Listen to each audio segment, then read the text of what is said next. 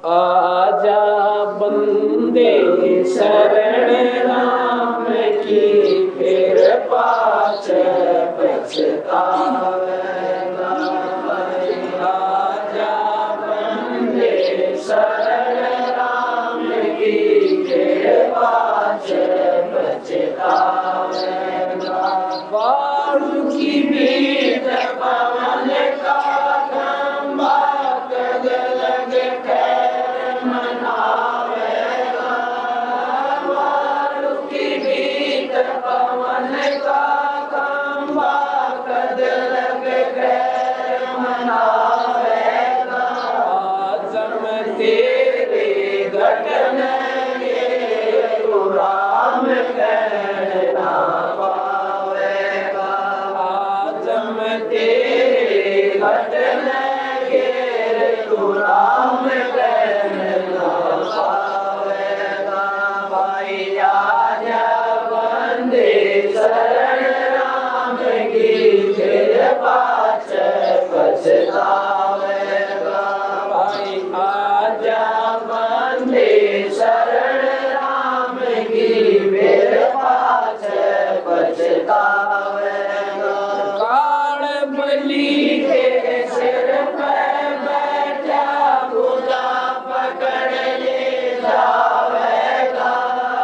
काल बलि के सिर पर बैठा, भुजा पकड़ ले जावेगा। मात पिता तेरा कुटुंब कबीला, सारा घड़ा लगावेगा। मात पिता तेरा कुटुंब कबीला, सारा घड़ा लगावेगा। भाई आजा बंदे शरण राम की, फिर पाछ पछतावेगा।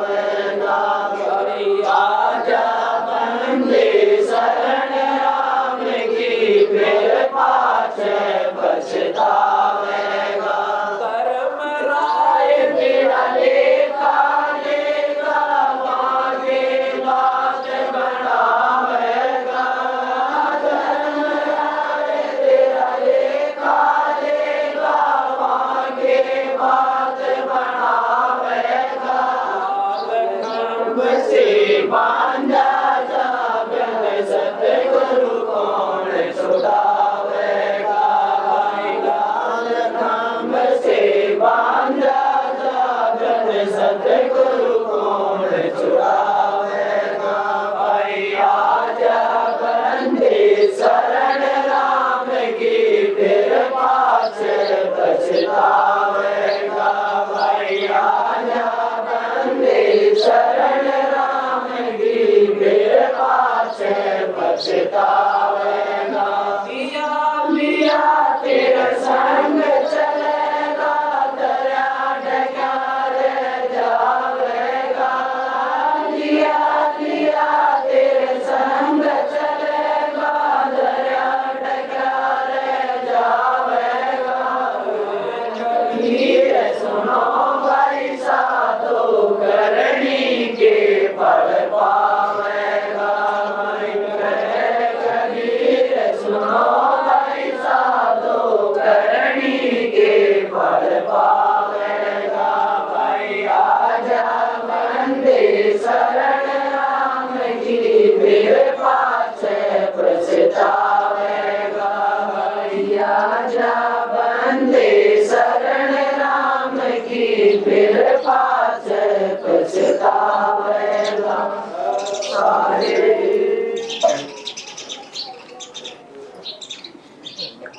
बीच पवन का खंभा, कब लग खैर मनाएगा। ये शरीर को बालू की दीवार, बालू रेत से दीवार खड़ी जाकर ही जावे, उसको ऐसे पानी पूनी में बहकर, तो इतनी कच्ची होती है, पशु का पैर लग जा तो गिर जा, बारिश आ गई तो गड़गी, और कोई पशु उसका सहारा लग गया तो गिर गया। आंधी से वो स्क्रैच होकर गिर जाती है। इसी प्रकार ये 5 तत्वों का शरीर बताया। अग्नि से ये जल जा, पानी में डूब कर ये मर जा, बीमारी से खत्म ये हो जा, एक्सीडेंट में सेकंड के बाद इसका पता नहीं कहाँ गया। इतने गंदे शरीर में और तो फिर भी परमात्मा को नहीं सोचता, जुल्म कर रहा है, क्या करें। कहते हैं आजा बंदे शरण राम की। अब यहाँ पर राम किसे कहते हैं? राम एक पावर है, एक शक्ति का नाम है। जैसे गॉड कहो, राम कहो, अल्लाह कहो, खुदा कहो। कोई राम व्यक्ति विशेष के लिए नहीं है। जैसे साहब कहते हैं, अब डिस्ट्रिक्ट में डीसी साहब कहें, फिर कमिश्नर साहब कहें, नीचे एसडीएम साहब कहें, तहसीलदार साहब कहें, किसी भी महकमे के जो उच्च अधिकारी से लेकर नीचे तक कलरकताएं भी साहब के अधिकारी कहलाते हैं। मुख्यमंत्री भी साहब ही कहलाता है, प्रधानमंत्री भी साहब ही कहलाता है, और राष्ट्रपति भी। अब राम तो समझ लो साहब है, ये जिसके साथ लगा दिया जाएगा वही साहब कहला, वही राम कहलाता है। ब्रह्मा विष्णु महेश भी राम है, ये तीन लोग के राम है। इनका कार्य क्षेत्र है, इनकी स्थिति है, ये इतना इतना काम कर सकते हैं, इससे आगे ये नहीं कर सकते। ये किए हुए कर्म का भोग दे सकते हैं, पुण्य का भोग स्वर्ग में, पाप का भोग नरक में। जैसा जिसने कर रखा वो भोगे सरेगा, कोई किसी का अदला बदला वो पूरा करना पड़ेगा। 21 ब्रह्मांड का राम जो है वो परमात्मा ब्रह्म कहलाता है, जिसको ज्योति निरंजन कहते हैं। और ब्रह्मांड फिर बिराना कितने असंख्य ब्रह्मांड बताए। असंख्य ब्रह्मांड का मालिक जो है पूर्ण ब्रह्म परमात्मा है। उस पूर्ण ब्रह्म के वो भी राम कहलाता है। निरंजन भी राम है, सतपुरुष भी राम है। महाराज भी कहते हैं राम कबीर का नाम तो भाई, जय तेरा पार चलने को जय दिल है जी। उस राम कबीर रूपी राम का तुम जाप करो। भगवान कबीर की महिमा श्याम वेद में गाई गई है। अब इन बातों में क्योंकि वो शास्त्र अवॉइड कर दिए गए, वो चैप्टर ही किसी ने आगे प्रचार ही नहीं किया कि कहीं कबीर साहब की महिमा का प्रचार ना हो जाए। गरीबदास जी ने लिखा कि हम बैरागी ब्रह्म पद और सन्यासी महादेव, और सो हम मंत्र दिया शिव जी को, वो करे हमारी सेव।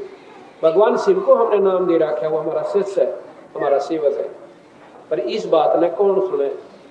एकदम अंदर भूकंप आ जाता है। श्याम यजुर्वेद में 5वें अध्याय के 32वें श्लोक में साफ लिख रखा है कि कबीर नाम का परमात्मा है जिसने सारी सृष्टि को रचा और सबका करता, जिससे सारी सृष्टि चेतन है। 5वें अध्याय के 32वें श्लोक को किसी संस्कृत के जानने, उसको अलग लिख लीजिए और फिर किसी शास्त्र के जानने वाले से सुनवाइए। क्योंकि महर्षि दयानंद जी ने उस कबीर शब्द का कवि बना लिया कि कहीं कबीर साहब की महिमा ना गाई जाओ, पर कहां तक छुपा सकते हैं उसको? आगे लिख रखा श्याम वेद में भगवान शंकर से पार्वती पूछा है, श्याम वेद के ब्रह्म यामल अंग है कि हे भगवान, आप देवन के देव, भगवानों के भगवान, और आप भी जान किसका लगाओ? कहने लगे मैं अपने कबीर नाम के भगवान का, इष्ट का, जो सर्वशक्तिमान उसका जान लगाता हूँ। हंसती है पहले तो कि हमने तो कहीं इसका जिक्र भी नहीं सुन रखा, कि यही कमी रही कि हमने इसका जिक्र नहीं सुन रखा। उसमें 108 श्लोक है जिसमें कैसे क्या बनता है। जैसे गरीबदास जी ने बताया कक्का केवल नाम है, बब्बा ब्रह्म शरीर, रर्रा चल में रम रहता का नाम कबीर। इसी प्रकार उस संस्कृत में लिखा कैसे ऐसे बनता है, वैसे ऐसे बनता है, वैसे ऐसे बनता है। ऐसे ऐसे कबीर साहब के नाम की व्याख्या 108 श्लोकों में आती है।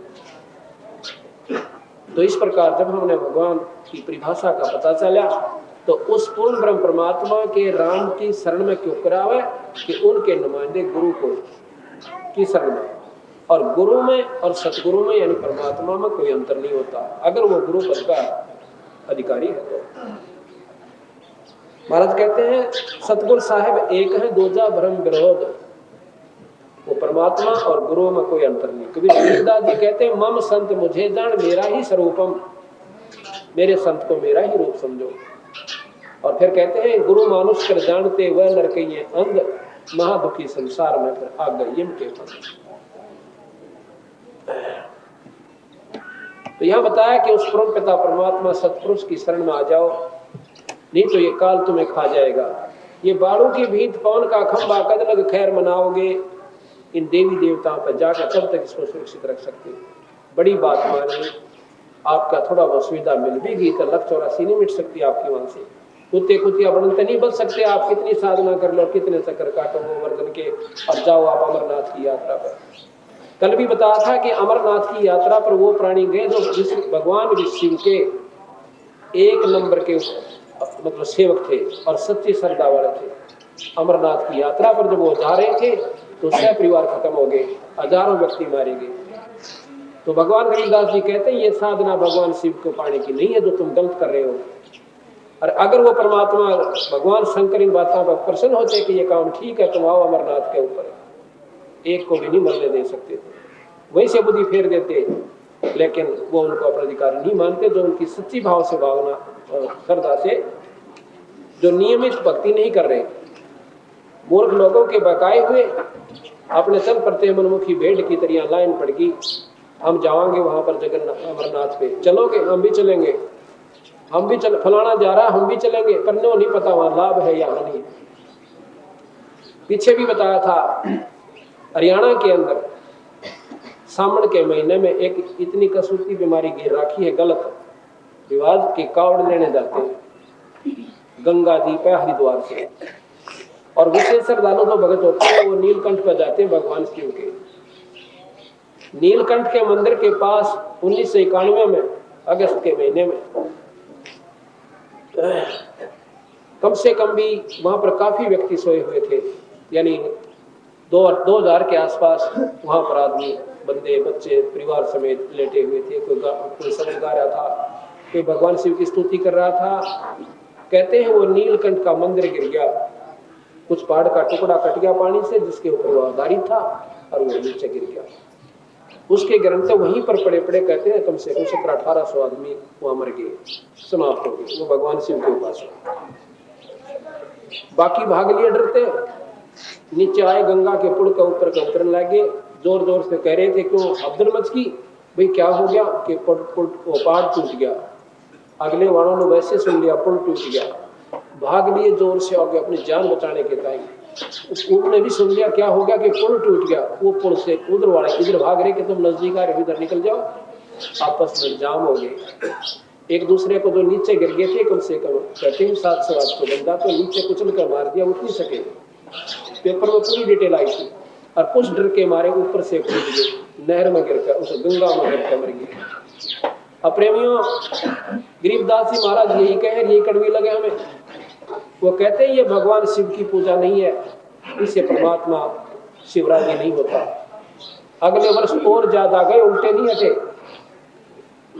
और सत्संग में आती दफा एक कांटा लग जाओ पैर में, लोगों ने देखा था सत्संग में गया, आज तो चोट लगी तेरे। सच्चाई की तरफ नहीं चल सकते, दारू पीने वाले की लाइन लग जाएगी ठेके का, और दूध घर देकर जाते उसको भी नौकेंगे पानी का दिखा। आज तो कई भाई लोग तुम्हारे गुरुजी तो घर घर आकर संदेश देते हैं, गुरु तो वो होते हैं जो वहां बैठ जाते हैं। चलो भाई, जैसे जिनकी मर्जी, जैसे कोई किसी भी संज्ञा में लो, लेकिन सच्चाई बेशक कड़वी हो पर स्थान बनाएगी। और आज बुद्धिजीवी लोग हैं, कोई अनपढ़ नहीं है कि जिनको वैसे बता दिया जाए, वैसे तुक्के ला दिए जाए, सब इस चीज को महसूस करते हैं और शास्त्र भी पढ़ सकते हैं। पहले तो कोई पढ़ ही नहीं सकता था, जो कह दिया सो फाइनल। तो यही सच्चाई आज गरीबदास महाराज ने अपने ग्रंथ के अंदर, ग्रंथ साहिब में कति छान छान के रख दिया। तो इसका असर होगा तो कहा कि आजा बंदे शरण राम की, फिर पीछे पछतावेगा, ये बालों के भीत पौन का खंबा कद रखा। कहते हैं धर्मराय तेरा लेखा लेगा, फिर वहां के बात बनावेगा, लाल खम से बन जा बन सतगुरु कौन छुटावेगा। अब छोटी सी इंफॉर्मेशन आजा थाने में बुलाया से घी बन जा हरे परिवार की, और फिर ढूंढेंगे सिपारसी कौन है, कौन मानता थानेदार उसकी उसको लाएंगे ढूंढ के, जब थाने में जान में दिल करे। और वहां जाना उस पूरे दरोगा के दरबार में, पूर्ण ब्रह्म की कचहरी में, हमें डर को नहीं लगता। तो महाराज कहते हैं वहां की बात बनाओगे तो वहां सिपारसी आपका गुरु होगा, और ऐसा तगड़ा सिपारसी जाइए जाके कह दे छोड़ इसको रे, खबरदार जिसको हाथ लगा दिया। तो ऐसा कौन है? महाराज महाराज कहते हैं ब्रह्मा विष्णु महेश से काफन दिन रहती उस परम पिता परमात्मा सतपुरुष के सामने तो ये भी खड़े खड़े हलते हैं, किसके आगे? पूर्ण ब्रह्म के आगे। और वहां धर्मराज दरबार में धर्मराज लेखा जोखा करता है सारी सृष्टि का, वहां पर ब्रह्मा विष्णु महेश की हिम्मत नहीं कि उनको कह दे कि इसके कर्म में काट दिया, टाल कर दिया। तो कहते हैं धर्मराज दरबार में देई कबीर तलाक, मेरे भूले चूके हंस को तू पकड़िए मत कजाक। धर्मराज को तो कबीर साहब कजाक कह के बोलता है, जैसे बड़ा अधिकारी अपने छोटे अधिकारी को धमकाया करे और वो कहा करे हाँ जी जैसे आपको। तो वहां ऐसा कहा कबीर साहब ने, जो गरीबदास जी साथ थे उनकी आत्मा गेल ले गए थे। जब गरीबदास जी का पक्का विश्वास हुआ कि जो कुछ है ये कबीर साहब, कहते धर्मराय दरबार में देई कबीर तलाक के मेरे भूले चूके हंस को तो पकड़िए मत कजाक। और गरीबदास जी कहते हैं फिर अपनी वाणी में वापस आकर कि सतगुरु सरना आकर धर्मराज डर कैसा, आखिरी डर है धर्मराज का यहाँ पर। कहते फिर धर्मराय का भी डर नहीं है जो सतगुरु सरना है। बोले पुरुष कबीर से धर्मराय कर जोड़, तुमरा हंस ना चंपूंगा मैंने 2 ही लाख। तो बोले महाराज जी तेरे हंस ना मैं नहीं छेड़ूंगा, ना कोई यमदूत जागा उसको लेने। कहा कि मेरे हंस को मेरे पास भेज दे। कहते हैं कि कर्मा से तीरथ है मुख से कहे कबीर, और जिनको निश्चय पकड़ूंगा मैं जड़ दो तो जल्दी। फिर कहा उसने कि महाराज जी ये ऊपरले से मनते भजन करे से भाई, ऊपरले मनाले का जिक्र नहीं, जो सच्चे मनते मेरी शरण में आएगी। फिर कहते हैं कि तो आपके आखिरी समय तक कर्मों में लगे रहते हैं, नाम लिए पीछे भी। और चौथा आश्रम है कि उसमें तीनों बाहर चला जाना चाहिए घर छोड़ के। आपके प्राणी जाते नहीं, आपके उपदेशी, तो उनको तो मैं पकड़ लूं तक नहीं भाई, ये तुम्हारा नियम है, हमारा नहीं है। हमारे आखिरी तक घर में रहेंगे और भजन करेंगे। और कहते हैं कर्म भरम ब्रह्मंड के ये पल में कर हूं ने ऐसे काटा ला दूंगा। और जिन हमारी दोही जी सो करो हमारे पेश, जिसने मेरा नाम ले रखा और मेरी दुहाई दी है उसको मेरे पास भेज देना, तुम उसका लेखा जोखा भी मत करना। तो हमने ऐसे समर्थ की जरूरत पड़ेगी। तो कहते हैं लाल से बांधा जा बिन सतगुरु कौन छुटावेगा। और फिर कहते हैं दिया लिया तेरे संग चलेगा, धीरा डुकार हो जाओ। दिया दान और लिया तुमने जो 7 दिन भगवान के नाम की लूट ली। कबीर साहब कहते हैं लूट सको तो लूट लो ये राम नाम की लूट, और फिर पीछे पछताओगे वही प्राण जाएंगे। आज आपने 7 दिन उस भगवान के नाम की वो लूट ली जिसके लिए सारे शास्त्र इशारा करते हैं। आपने वो काम कर लिया, बाकी वाचक कथा करते हैं और हम सुन लेते हैं। आपने आज उस सारे शास्त्रों का यही निचोड़ है कि ये भजन करो, बैठ कर नाम जपो, चलते जपो, उठते जपो, तो वो आपने वह लूट लिया कि ये आपके साथ जागा और बाकी रह जाएगा। तो इस प्रकार सत्संग माने से हर पहलू पर आपको ज्ञान होगा। ज्यादा से ज्यादा सत्संग में आए, अपना बुराइयों को त्यागने की कोशिश करें और फिर परमात्मा आपको पूर्ण लाभ देगा। बोल सतगुरु देव की जय।